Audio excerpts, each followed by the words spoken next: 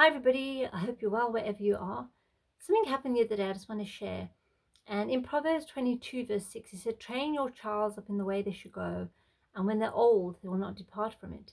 And we all, I think as parents, there's no handbook to say which is the right and wrong way. And I think how many times I've messed up as a parent and how many times we've got to learn to do it the right way. And when I started learning to do it God's way, when I started learning God's way and to do things his way, which took me years and I'm still learning, I was able to help my children do this and do that. So when we are giving them the right advice, don't do this and don't do that, because we learn it in God's word, we're able to depart wisdom, understanding the things we've learned. And if I think now, if I knew the Lord like I do now, when I had my children, it just would have been, everything would have been totally different. But anyway, we learn, and it is the way it is.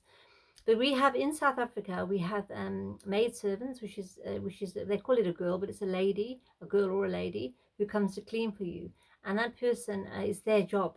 So it's like their profession, and it's to clean floors and windows is not a nice thing. So it's so nice to have somebody help you, and a lot of people are fortunate to have somebody. Anyway, where we are in South Africa, my son, we have a girl, Yvonne. She's not a girl now. She's must be 38, about 38, 37, 38, because I met her 9 years ago when I worked with Dr. Shaw, and she started there and she was in the theatre, and she wanted, obviously piecework, which is extra money and to do work. So she's come and used to help when I moved on a Saturday. So she's come there in the morning, then leave by about 2 o'clock in the afternoon. And I always cleaned around, but she would get on her hands, and even though I never asked her to, she would get on her hands and knees and she would clean the floor. So we had a tile floor and this white tile floor, and she would just make it look amazing.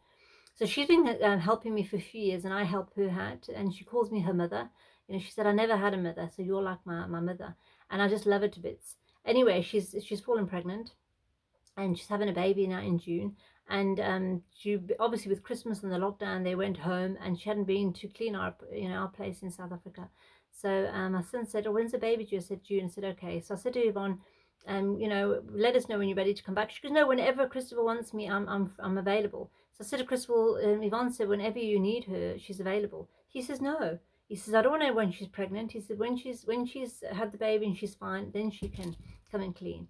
And I just thought, wow, that he was so considerate and he respected her, that he didn't want her on her hands and knees. Because even though I've got a mop, she wouldn't have used it, because I've got the mop, I've got all the stuff. She likes, this is the way she likes to do it. She said it's the way to get it clean. That even though she wouldn't have used the mop, she would have done it. But I just thought that's so awesome, and it's so amazing how that he can be respectful. My friend was standing there one day in the lounge, and she had all these parcels, and he just walked past and he said, can I take these? And he helped her take them to the car without me asking. I thought it's those little things that mean so much, and it really warmed my heart when he said that the other day, because I didn't have to tell him. He was just like, no, I'll do it. He doesn't like cleaning the floors, he doesn't like cleaning the house, but he knows he'll do it, and he'll just do it because he doesn't want her there pregnant on her hands and knees. And I thought that is just a sign of respect. And I always call my son my angel child, and even though my other children say he's not your angel child, I said he is. None of us are perfect. He's not perfect. We all mess up. None of us are perfect. That's one thing for sure. None of us are. The only perfect person died on the cross. So we're not that. But he's always been there for me. I asked him to do something, he was. And he's just always been my angel child. I called him my angel child, and I spoke it over him. Death and life is in the power of the tongue. And I spoke it over him. And I've shared this story before as well. We had a who was having a baby shower, and she was having her baby. And she said, all you ladies, I want advice from all of you. What you found work for you, so just pass me some wisdom on from all you ladies that are older. And she went around to everybody, and she said, Debbie, and I said, I called my son my angel child, and he is. I spoke it over him, the power of words, and I spoke it over him, and he really is my angel child. Well, about 18 months later, I saw her at the church. There was a function on, and I saw her there, and she came over. She goes, Deb, can you believe it? I kept stuck in my mind what you said about your angel child, and I've been speaking it over him, and you know what, he is my angel child. I can't believe it. I explain it. And I said, I know, because you're speaking it over. The one girl that we used to work with, Christine, she used to call her, Tristan is a monster. I said, stop calling him that. You're making it, you're speaking it over him. Stop calling that. And we don't realize the power of words, and they become like that. And that is why it's so good to speak over our children's life. And that's why I said, if I could do it all again, it would be so different. But then maybe I wouldn't be where I am now, because we learn every day. We draw closer to God. We think, oh wow, I wish I'd have done it this way, because God's word just works. And as we walk through life, we learn. But now, even though I messed up and I got to know things too late, I'm able to help my children. Or don't do that. Yes, they're not perfect, and I'm sure they'll make mistakes, but help them and advise them through God's word. well, God says do it this way. God's word says do it this way. Do it this way.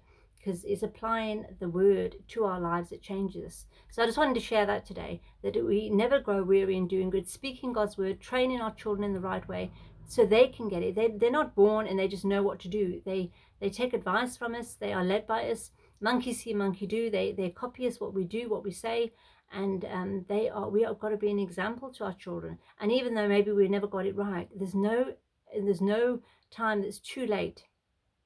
In the last 10 years, I've just saw how the Lord has changed my life, helped me impart wisdom and understanding to my children. And it's never too late, even though I didn't get it from a young age, even though I've messed up and I didn't have a perfect life, and I've just continually started learning. I've learned also that the Lord chastens those he loves, because when he loves us, he disciplines us. He wants us to get it right.